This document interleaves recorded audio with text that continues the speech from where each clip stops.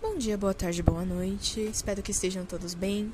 Estamos aqui no Instituto Federal Campus São Roque e vamos para mais um episódio do podcast Gargamel. Estou aqui juntamente dos estudantes Rafaela, Ana Meires, Yasmin e Pablo, e quem vos fala, Mariana Naomi. Somos todos de ADM2 e vamos estar falando um pouco mais sobre o navio negreiro. Antes de eu passar para os outros participantes falarem, vou dar uma introdução falando mais sobre a religião. Quando a gente fala sobre religião e a escravidão, a gente consegue perceber que esse racismo, esse preconceito, a escravidão em si, ela veio de um pensamento antigo vindo da Bíblia, que dizia que o filho Ocã de Noé, ele foi amaldiçoado e que por isso ele tinha que trabalhar daquela maneira, bem, como a gente pode ver, aquela maneira escrava, sempre quando a gente estuda. Enfim, depois dessa introdução, vou estar fazendo algumas perguntas para os nossos participantes, para os nossos convidados. E, primeiramente, eu gostaria de perguntar, a dupla função econômica da escravidão. Eu vou falar sobre essa dupla função da economia. A primeira função é a mercadoria humana, focada em trazer homens e mulheres e crianças para usufruir de suas capacidades físicas em trabalhos braçais. Muito utilizado também na segunda função, que é a exploração da cana-de-açúcar, que mostrou um fator determinante e que possibilitou as defesas do território por parte dos portugueses. Muito obrigado. Gostaria de fazer uma outra pergunta. Qual a diferença entre a escravidão feita por reinos africanos e a realizada pelos portugueses? Boa tarde, eu sou Yasmin e a diferença entre a escravidão feita na África e pelos europeus é a seguinte. Na África, na maioria das sociedades africanas, os escravizados eram prisioneiros de guerra, criminosos ou pessoas endividadas. Esses escravos frequentemente tinham direitos, podiam se casar, ter propriedade e, em alguns casos, podiam até se integrar à família de seus senhores e ganhavam liberdade com o tempo. Já na imposta pelos europeus, durante o período colonial, foi muito mais brutal e desumana, sem nenhum direito ou esperança de liberdade. Essa forma de escravidão foi baseada no racismo, tratando os africanos como propriedade sem qualquer respeito por sua dignidade ou vida. Muito obrigado. Próxima pergunta o que foi o tráfico negreiro? O tráfico negreiro era a negociação de seres humanos como mercadoria. Prisioneiros africanos eram comprados na região litorânea da África para serem escravizados no continente europeu e americano. Isso ocorreu em todo o Oceano Atlântico entre os séculos XVI e XIX. De todo o continente americano, o Brasil foi o país que mais importou escravos africanos, cerca de 40 a 5 milhões. O tráfico passou a ser proibido em terras brasileiras, somente em 1850, por meio da Lei Eusébio de Queiroz. Obrigada novamente, Yasmin. Quais as condições eu fiquei bem curiosa aqui. Quais as condições de transporte dos navios do tráfico negreiro? Boa tarde, eu sou a Rafaela. E, as condições de transporte e dos navios no tráfico negreiro eram horríveis, péssimas, extremamente precárias e desumanas. Durante esse período, milhões de africanos foram capturados e transportados para as Américas em condições brutais, como, por exemplo, a superlotação e o confinamento, onde os escravizados eram amontoados nos porões dos navios em espaços minúsculos, muitas vezes com menos de 1 metro de altura. Para maximizar o lucro, os comerciantes colocavam o maior número possível de pessoas no navio, ignorando completamente as condições de bem-estar. Muito obrigada, Rafaela. E qual é a relação do tráfico negreiro com as atividades de açúcar e do ouro na América Portuguesa? Elas estavam completamente conectadas. Ambas as atividades dependiam da mão de obra escravizada trazidas da África, e o tráfico de escravos era a principal forma de suprir essa demanda. Que interessante. E em relação ao funcionamento do mercado de escravos na América Portuguesa, como que aconteceu? É uma pergunta bem interessante essa. O mercado de escravos na América Portuguesa funcionou de forma cruel e exploratória. O tráfico de escravos africanos foi estimulado pela demanda de mão de obra para trabalhar nas plantações de cana-de-açúcar, café e algodão e outras culturas. Os portugueses estabeleceram rotas de tráfico que conectavam a África Ocidental ao Brasil. Os escravos eram capturados em guerras tribais ou comprados de traficantes africanos. Eles eram transportados em condições desumanas nos navios negreiros, onde muitos morriam durante a viagem. Ao chegar ao Brasil, os escravos eram vendidos em leilões ou diretamente aos proprietários de terras, e eles eram forçados a trabalhar longas horas em condições brutais, sofrendo castigos físicos e abusos. Os escravos eram classificados em categorias, como, por exemplo, negros de ganho, que eram os trabalhadores experientes, ou os negros da lábia, que eram os inexperientes. A escravidão era mantida por meio de leis e regulamentos que reforçavam a autoridade dos proprietários. Os escravos tinham poucos direitos e eram considerados propriedade. O mercado de escravos no Brasil foi sustentado por uma rede de comerciantes, traficantes e proprietários que lucravam com a exploração dos africanos. A escravidão perpetuou a desigualdade racial e social no país. A abolição da escravidão em 1888 foi resultado de décadas de luta de abolicionistas e pressão internacional. No entanto, as consequências da escravidão ainda são sentidas hoje no Brasil. Realmente, a gente vê isso muito refletindo na sociedade brasileira. Eu estava olhando aqui no chat e veio aqui uma pergunta. A escravidão é uma relação pacífica ou violenta? Essa pergunta pode ter uma resposta meio óbvia, mas às vezes o óbvio é bem importante ser dito. Não vou só responder que sim, mas vou dar argumentos sobre. A escravidão no Brasil foi uma instituição foi violenta e desumana e que existiu durante mais de 300 anos. Foi responsável por escravizar milhões de indígenas e africanos. Independente de quem foram os culpados pela escravidão, não há dúvidas que mais de 4,9 milhões de escravizados foram vítimas de violência. Tanto como torturas, que sempre eram usadas para poder castigar ações que os senhores não concordavam, chamado de açoitar, quanto mesmo no transporte.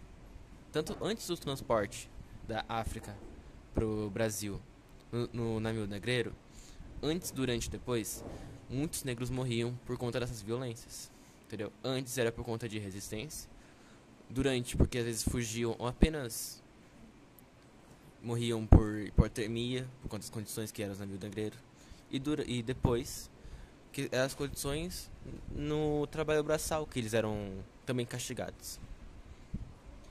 É muito interessante isso também, sobre a própria convivência nos navios, que a gente também tem alguns estudos que falam sobre e mostram que muitas das vezes essas pessoas elas eram mortas dentro do navio simplesmente porque eles não tinham alimentação mesmo para cuidar de todo mundo lá.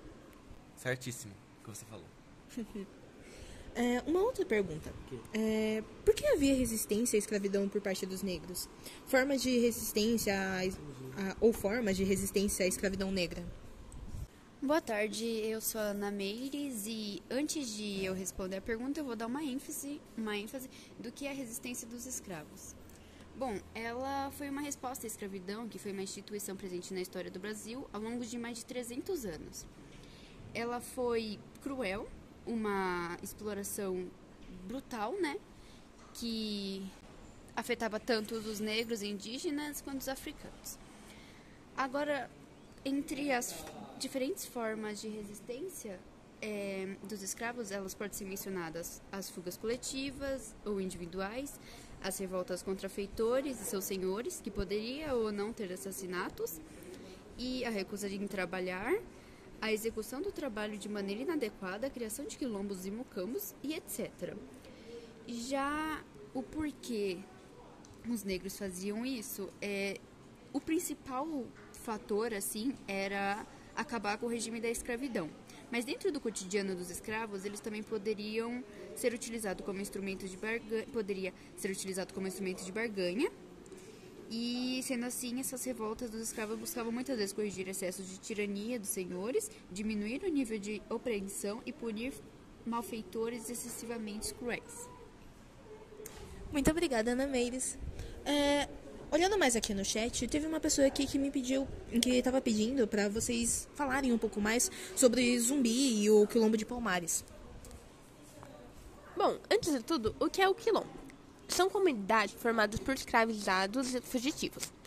O mais famoso e maior aqui do Brasil, na época colonial, foi o Quilombo dos Palmares. Ele se localizava na Serra da Barriga, atual estado de Alagoas. Ele existiu entre os séculos XVI e XVII, praticamente a escravidão toda, abrigando milhares de negros, indígenas e até alguns brancos marginalizados, tornando-se um símbolo de resistência contra a escravidão. A comunidade se organizava de forma autossuficiente, ou seja, a agricultura deles e tinha sua própria defesa contra investidas coloniais. Agora, quem foi Zumbi dos Palmares? Bom, ele nasceu em 1655, foi um dos líderes mais importantes do Quilombo. Ele é conhecido por sua bravura e habilidades militares na defesa de Palmares contra os ataques das forças coloniais. Zumbi lutou pela liberdade dos negros escravizados até ser traído e capturado e morto em 20 de novembro de 1695. Atualmente, data celebrada Dia da Consciência Negra no Brasil, em homenagem à sua luta e resistência dos afro-brasileiros contra a opressão. Muito obrigado. Uma outra pergunta. Eles estavam pedindo para vocês também falarem um pouco mais sobre o cotidiano, alimentação e moradia dos escravos negros. Nesse caso, tem muita gente falando principalmente sobre os engenheiros de açúcar. É interessante também falar que, também para complementar o que eu já disse, porque se encaixa perfeitamente no pós, né, o transporte.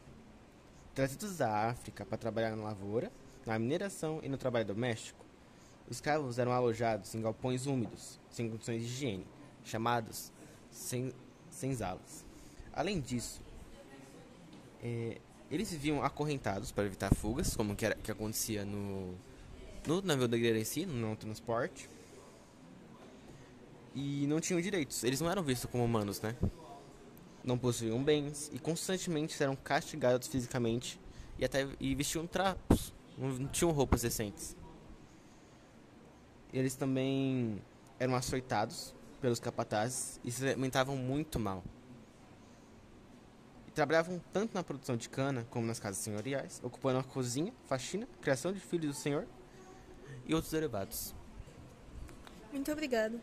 Olhando mais aqui o chat, foi só eu falar nesse caso sobre engenheiros de açúcar que o pessoal já estava perguntando: e sobre aqueles que trabalhavam nas minas de ouro? Bom, não muda muita coisa. O que acontece é que, além das péssimas condições de trabalho, os negros escravizavam também enfrentavam carências de alimentação e sucumbiam à proliferação de várias doenças. Isso ocasionava um grande número de óbitos. O trabalho escravo na região de Minas não ficou somente restrito à extração de ouro, pois os escravos realizavam diferentes funções, como atividades ligadas a transporte, comércio ambulante e a construção de pontes, ruas e edifícios. Muito obrigada. E só pra gente fechar aqui, quais são os tipos de escravos negros que existiam na América Portuguesa? Bom, na América Portuguesa, os escravos negros eles eram divididos em diferentes tipos de acordo com suas funções de origem. Aqui nós temos os boçais, que eram os escravos recém-chegados da África, que normalmente trabalhavam em lavouras. Os ladinos, que eram os escravos que já estavam aculturados, falavam português e eram habilidosos nas tarefas domésticas.